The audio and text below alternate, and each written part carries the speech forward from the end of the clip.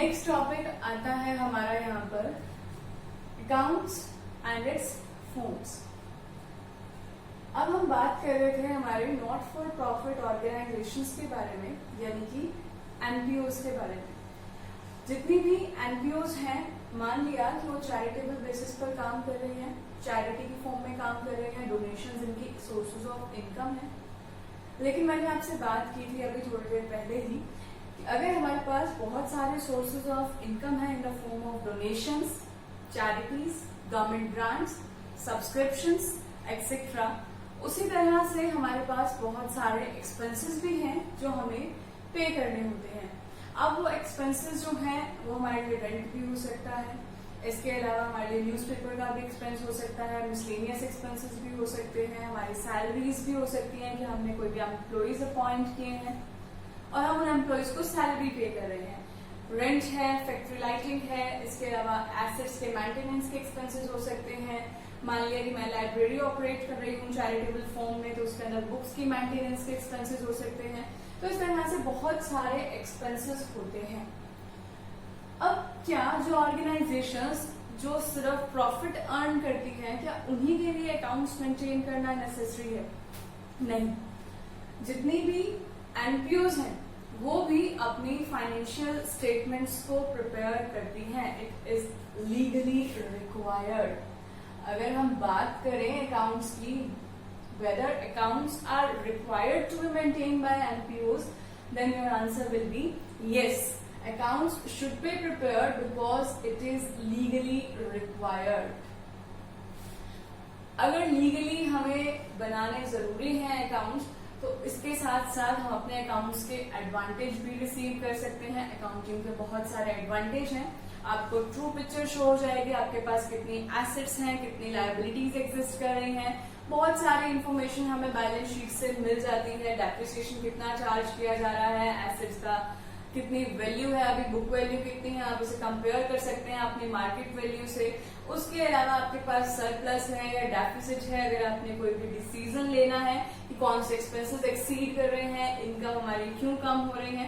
तो इस तरह के जितने भी आपको डिसीजंस लेने हैं, यानी कि एक तो ये हमारा लीगली रिक्वायर्ड है, दूसरा if you want to do proper utilisation of resources, proper utilisation of resources के लिए भी हमारा अकाउंट्स को मेंटेन करना नेसेसरी है।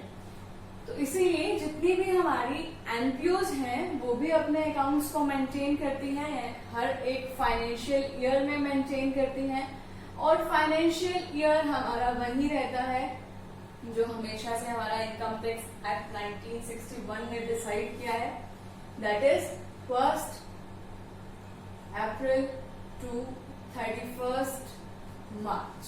वो आप किसी भी फाइनेंशियल ईयर की आप बात कर रहे हैं, तो हमारा फाइनेंशियल ईयर यही रहने वाला है एनपीओज के लिए भी, अप्रैल से लेकर मार्च तक का, और हम वही अपने अकाउंट्स मेंटेन करेंगे।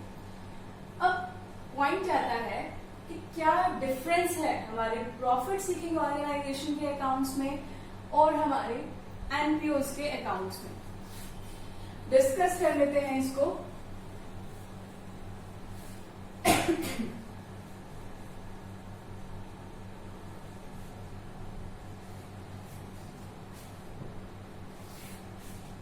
ये मैंने लिख दिया यहां पर प्रॉफिट सीकिंग ऑर्गेनाइजेशंस,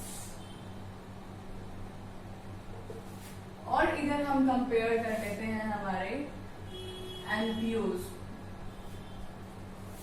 ठीक है।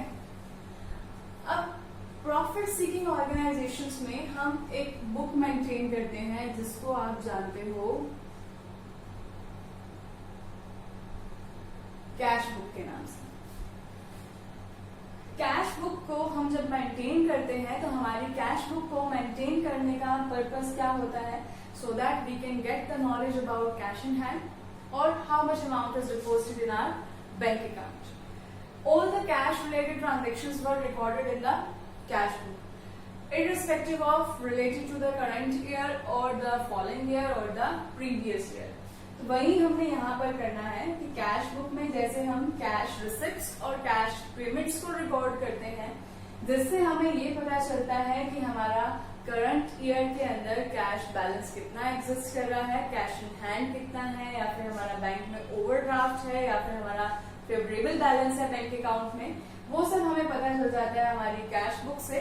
तो इसको रिप्लेस करके हम एनपीओ में मेंटेन करेंगे रिसिप्ट्स एंड पेमेंट्स अकाउंट। बिल्कुल सिमिलर है, इसका रोल और पर्पस बिल्कुल सिमिलर है, जैसा कैश बुक का रोल और पर्पस देखते थे, जैसे हम मेंटेन करते थे, फॉर्मेट इसका चेंज हो जाएगा। बट कैश बुक में भी अगर आप देखो तो इसके अंदर हम 2 कॉलम्स मेंटेन करते थे। कैश बुक हमारा कौन सा अकाउंट होता है? रियल अकाउंट, है ना। Debit what comes in, credit what goes out. तो कैश बुक में डेबिट साइड हम शो करते थे अपनी रिसिप्ट्स को। Debit what comes in, receipt है तो इसका मतलब cash is coming in the business. और क्रेडिट साइड हम मेंटेन करते थे अपने पेमेंट्स के कॉलम को। तो यहीं से हमने एनपीओ में इसका नाम क्या दे दिया है? Receipts and payments account. Receipts हमारी डेबिट साइड रिप्रेजेंट होंगी और पेमेंट्स हमारी क्रेडिट साइड रिप्रेजेंट होंगी। अब आपको ध्यान ये रखना है, जितनी भी हमारी कैश की फॉर्म में रिसिप्ट्स हैं वो डेबिट साइड रिकॉर्ड कर देंगे, और जितनी भी हमारी कैश पेमेंट्स हैं उन्हें हम क्रेडिट साइड रिकॉर्ड कर देंगे। अब जब भी मैं कैश की बात कर रही हूँ तो आपको बैंक को साथ साथ ही कंसीडर करना है, क्योंकि कैश बुक के अंदर हम दोनों ही मेंटेन करते हैं, अपना कैश कॉलम भी और बैंक कॉलम भी। तो सेम हमारे पास रिसिप्ट्स एंड पेमेंट अकाउंट है। यहाँ पर हम कॉलम तो सिंगल ही मेंटेन करेंगे, लेकिन वहां पर ट्रांजैक्शन हम कैश से रिलेटेड भी रिकॉर्ड करेंगे और बैंक रिलेटेड ट्रांजैक्शंस को भी रिकॉर्ड करेंगे। जिस तरह से हमारी कैश बुक रियल अकाउंट है, उस तरह से हमारा कैश बुक अगर हम मेंटेन करते हैं तो इसका मतलब हमारा कैश अकाउंट का भी पर्पस सॉर्ट आउट हो जाता है। तो वही यहाँ पर रिसिप्ट्स एंड पेमेंट अकाउंट के रिगार्डिंग भी है कि ये भी हमारा रियल नेचर का ही होता है। सेकेंड, अगर हम बात करें हमारी फाइनेंशियल स्टेटमेंट्स की, तो फाइनेंशियल स्टेटमेंट के अंदर हम प्रिपेयर करते थे trading and profit and loss account. अब एनपीओज में हम क्या मेंटेन करने वाले हैं? इसको रिप्लेस करके इसको हम रिप्लेस करेंगे income and expenditure accounts. Same वही पॉइंट है यहाँ पर। Trading and profit and loss account कौन से नेचर का होता है? हमारा नॉमिनल नेचर का होता है। वही हमारा इनकम एंड एक्सपेंडिचर अकाउंट के लिए भी एप्लीकेबल है कि हमारा जो इनकम और एक्सपेंडिचर अकाउंट है वो भी नॉमिनल नेचर का ही होगा।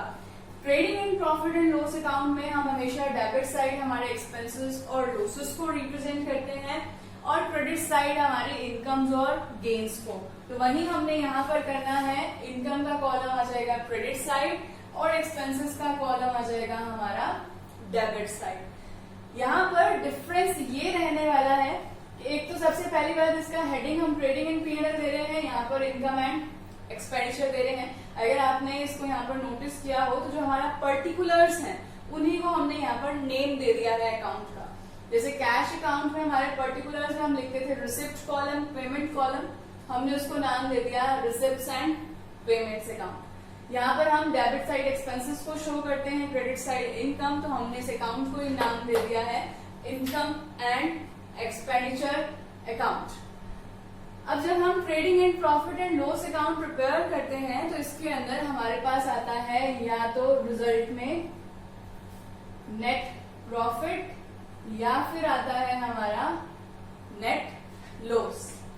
लेकिन इनकम एंड एक्सपेंडिचर अकाउंट में जो भी हमारा डिफरेंस आने वाला है, यानी कि जो इसका रिजल्टेंट है वो होगा या तो हमारा सरप्लस या फिर होगा हमारा डेफिसिट। अब ये आपको ध्यान रखना है।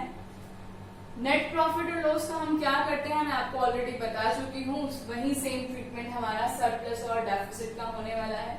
ये कैपिटल में एडजस्ट होता है, तो ये किस में एडजस्ट हो जाएगा, हमारा कैपिटल फंड में। क्लियर? नॉमिनल नेचर है, इसका भी नॉमिनल नेचर रहेगा। करंट ईयर रिलेटेड ट्रांजैक्शंस को रिकॉर्ड करेंगे, जिस तरह से यहाँ पर हम outstanding, prepaid, accrued, unearned income को ट्रीट करते हैं, सेम वे में हम यहाँ पर भी उन्हें ट्रीट करने वाले हैं। लास्ट हमारे पास फाइनेंशियल स्टेटमेंट में आती है हमारी बैलेंस शीट। बैलेंस शीट हमेशा हमारी फाइनेंशियल पोजीशन को शो करती है। तो अगर प्रॉफिट सीकिंग ऑर्गेनाइजेशन में बैलेंस शीट हमारी फाइनेंशियल पोजीशन को रिप्रेजेंट कर रही है, तो एनपीओज में भी हमारी balance sheet as it is रहने वाली है, इसी नाम से और उसी फॉर्मेट से। कुछ भी चेंज नहीं करना है, ना हमारे ट्रेडिंग पीएनएल के फॉर्मेट में कुछ चेंज है, ना ही हमारे बैलेंस शीट के फॉर्मेट में चेंज है। चेंज है तो सिर्फ हमारे कैश अकाउंट वाले फॉर्मेट में, यानी कि रिसिप्ट्स एंड पेमेंट अकाउंट को हम थोड़ा सा चेंज कर देंगे, बट इजी फॉर्मेट में हम इसे यहाँ पर प्रिपेयर करेंगे।